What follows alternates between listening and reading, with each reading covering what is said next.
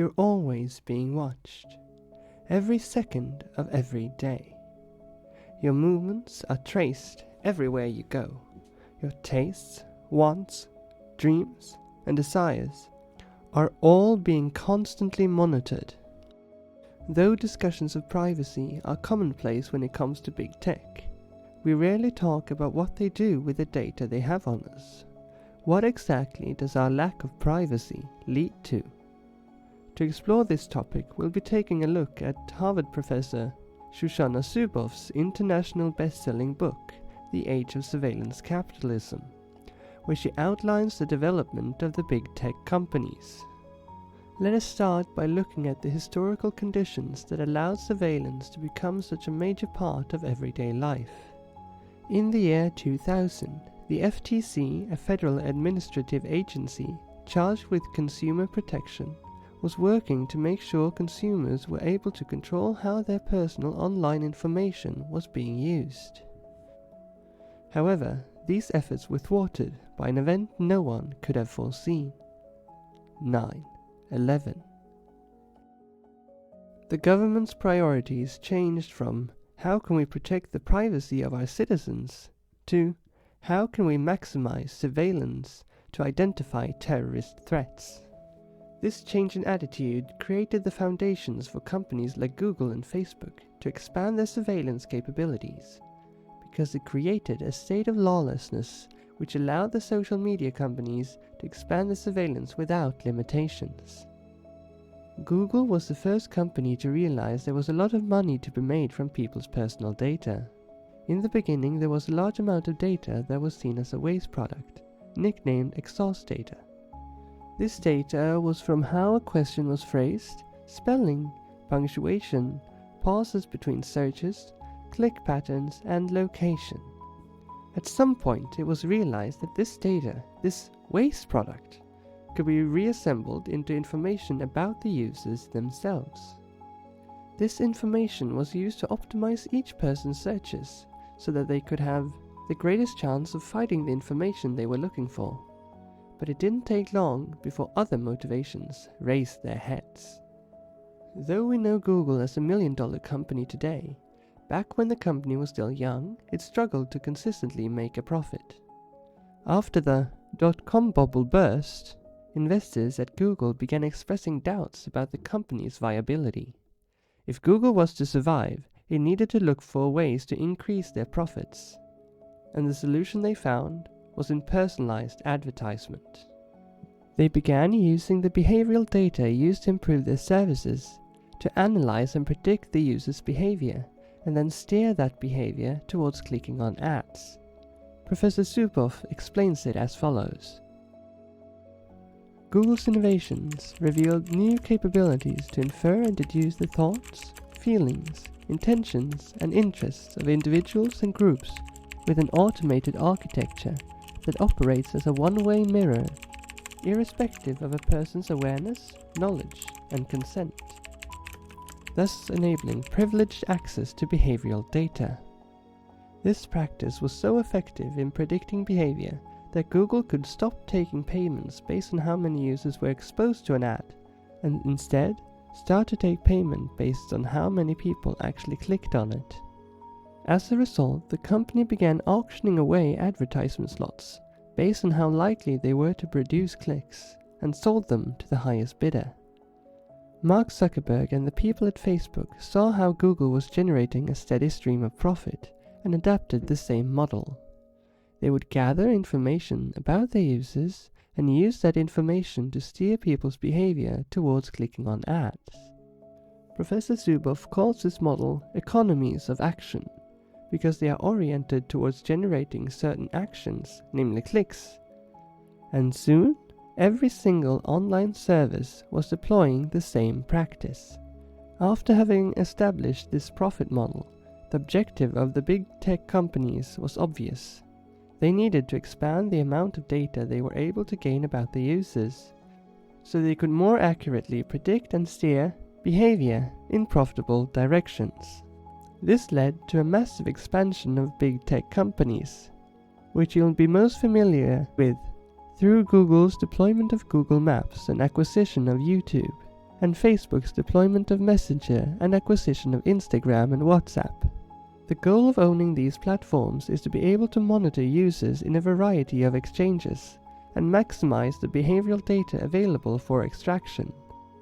But I should be clear, the expansion is not limited to the acquisition of other companies.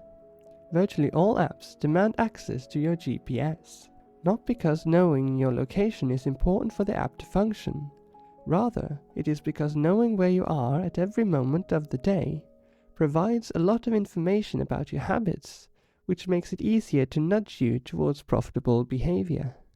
Furthermore, the data you share on social media is obviously rich with personal information, but perhaps not in the way you think. Rather than the specific information like religion or political affiliation, it is the fact that you are willing to share this information in the first place that contains behavioral data. How much and how frequently you share personal information communicates a lot about your personality, your openness, how extroverted you are, and so on. This information contributes to predictions about how you're going to react to certain exposures. For example, someone who is more introverted will react less positively to an ad for tickets to a concert than someone who is extroverted, and vice versa. But information is not just gathered from online behavior.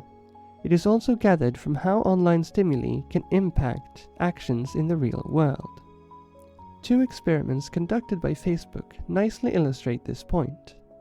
The first was conducted in 2010 during the run-up to the US midterm elections, and revolved around exposing users to an "I voted" button on their Facebook page, together with pictures of contacts who had already pressed the button.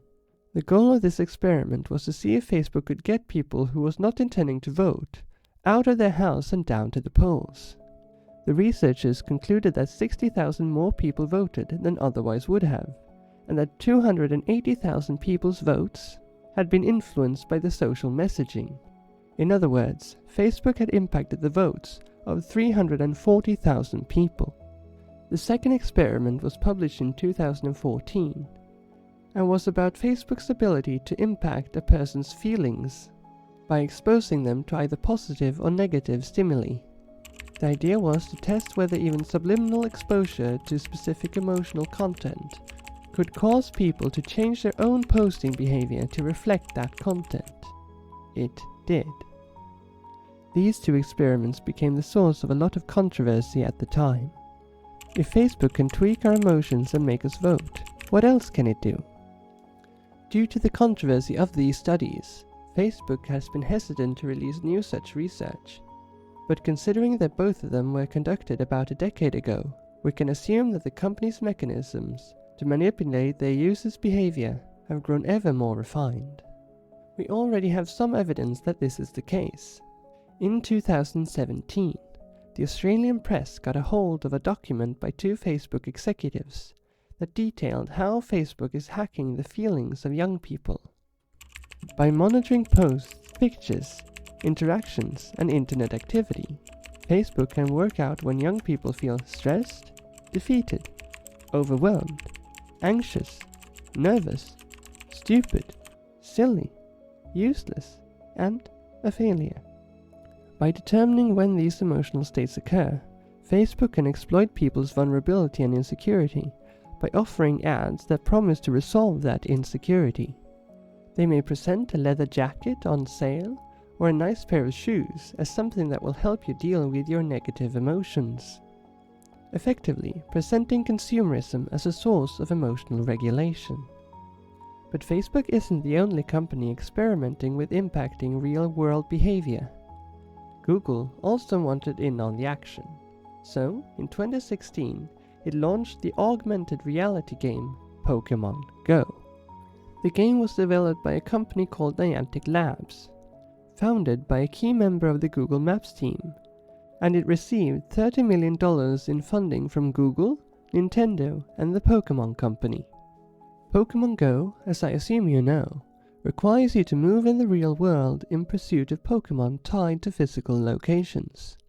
This allows Niantic Labs, which is really just Google, to steer your movements in time and space.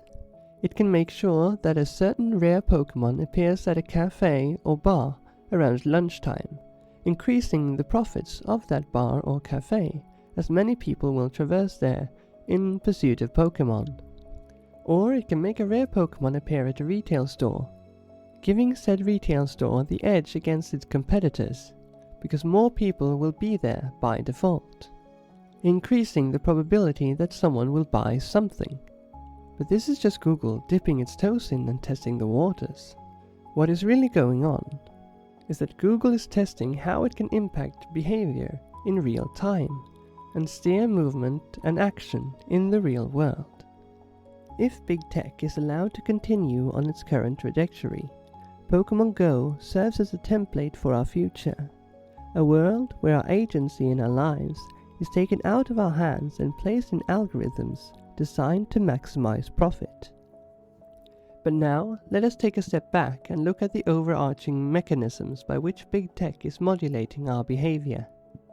Firstly, there is the stimulating or nudging of certain behaviors, exemplified by Facebook's manipulation of emotions and our tendency to imitate behavior. Professor Zuboff calls this the tuning of flows of behavior towards precise outcomes. Secondly, there is herding, the steering of social behavior by altering a person's social environment, exemplified by Pokemon Go. Lastly, there is conditioning, something we haven't talked about so far. In the simplest terms, it is the repeated rewarding of repeated behavior. The obvious example being the daily streaks on a variety of apps and games. These streaks keep you coming back to the app on a daily basis, cementing it as part of your daily routine, and maintaining a steady flow of behavioral data about you. Every and each one of these mechanisms contribute to big tech's hold on our lives, largely without us being aware of it, which maintains an illusion of free will and choice. It is here we have to correct a few fundamental misunderstandings.